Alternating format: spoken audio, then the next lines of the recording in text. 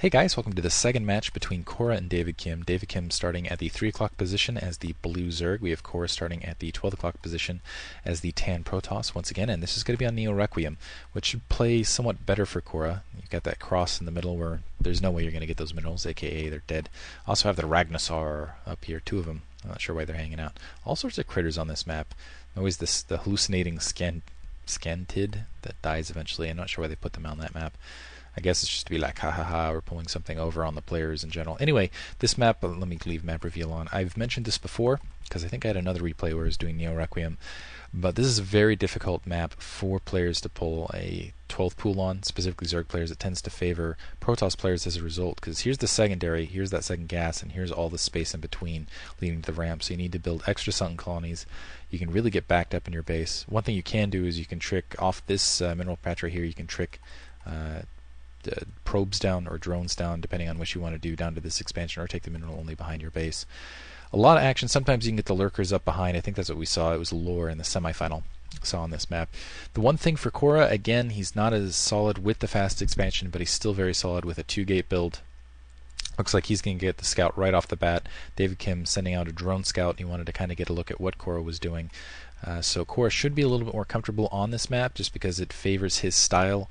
The issue is if he can execute this style. He was looking very, very nervous in game one, and honestly, he was very, very nervous, I would say, in between this game. I didn't get over to get a good look at him, but from what I hear, yeah, he was just kind of off his game, and that certainly looked that way in the first match. So he's got that probe scout harassing, and it looks like David Kim also has his own drone scout inside Cora's base. He's going to attack the Nexus as best he can, and he is going to go for a looks like 10-11, 10-12 gate basically.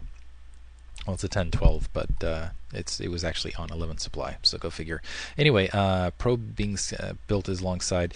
Still has that probe inside his base. Looks like he's managed to chase that second drone out, although it looks like it's dragging one of his probes along the way, having to multitask at two areas here. Look, still has some health there on that other probe, but this is very surprising from David Kim. David Kim going for that 12th hatch, and let's see if that pays off for him. First zealot being produced. That first zealot's going to be up on his main not too long. Maybe he has some sort of way of dealing with zealots that I don't know about. Two probes, one of them almost getting taken out, is able to take out a drone otherwise. Now two probes, one of them getting taken out there inside of David Kim's base to do a little bit of harassment. And I think having those two probes out in the field just showing you, again, Cora playing a little bit nervous here, and hopefully he'll be able to go with this steady build and execution at this stage. He's producing some additional zealots in the backfield. I'll try to keep an eye on his timing with his builds. That first zealot going to be able to hit that hatchery pretty hard fairly early, and let's see if he brings that probe scout back around to join it. Looks like he is starting to do so. So drones in transfer, and it might be because David Kim's just not very familiar with this map. Yeah, drones in transfer. Looks like he's sending another drone out. No, was thinking about sending another drone out to do some scouting, but at the very least, he's going to need to get some sunken colonies down. He's going to have and deny that sunken colony by that zealot, and he's going to have a very hard time defending this. Honestly, two more zealots already on the way. Two sunken colonies are going to go up, but one not. Being tricked out. Looks like that second one able to go up, but even so, zealots can still stream through that little corner and get a hit. And one zealot going a little too far, and looks like it's headed towards the main. This is horrible for Cora. He needs to preserve those zealots as best as he can, as best he can. And it looks like he's going to end up losing. Wow, taking too much damage on a couple zealots right here, and you can just see the nerves. The absolute nerves playing against him right now. A lot of zerglings out in the field. At least those are zerglings instead of drones.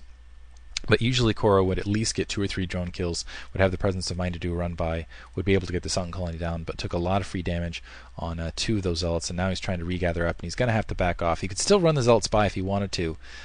You could run him to the main as long as he had the healthier zealot on front. Actually, not with this many zerglings on the front door, but it looks like he's going to have to draw back, take those zealots, camp them on his front, and be a little bit careful here, just because that is a lot of zerglings coming in for a counterattack. It looks like they... Are they speed? No, they're not speed upgraded. He doesn't even have gas. They're just moving faster and very intimidatingly. And that's a lot of zerglings for commitment. He should be in a pretty good position, yeah, as long as he gets this gas, as long as he gets his cybernetic score down, and as long as he gets a Corsair out to make sure he keeps an eye on what David Kim's doing. And just, yeah, as soon as he has more zealots, leaves 2. Or maybe even 1 zealot and a couple probes, and pursues out from there. Although it looks like David Kim has that overlord overhead, and so yeah, here we are. We got that drone that was tricked through, and it's going to go for that mineral only in that bottom right-hand corner. already a couple drones, and it's just going to be powering drones from this stage from David Kim.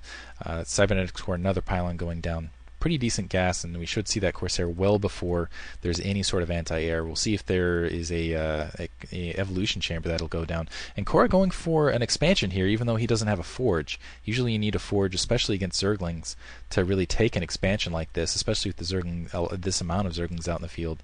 But leaving his front door open a little bit, looks like he's producing a dragoon, which he really doesn't need. He really should go for that Corsair first, and being a little bit indecisive here, not going for range. Yeah, getting a dragoon first, maybe to catch. I'm not quite sure what the purpose of that is. Playing a little bit off his game. He's got a lot of zealots, but he's not attacking with those zealots. And there, that drone coming all the way around. I think there's a ramp back here where you can get to that expansion. It's somewhere in that area. You can see the it on the mini map. But yeah, third hatchery going up for David Kim, and Cora not really capitalizing on the fact that he forced a lot of zerglings being produced. Now getting the forge, now getting the Stargate, but it's going to be too late. Tech to layer.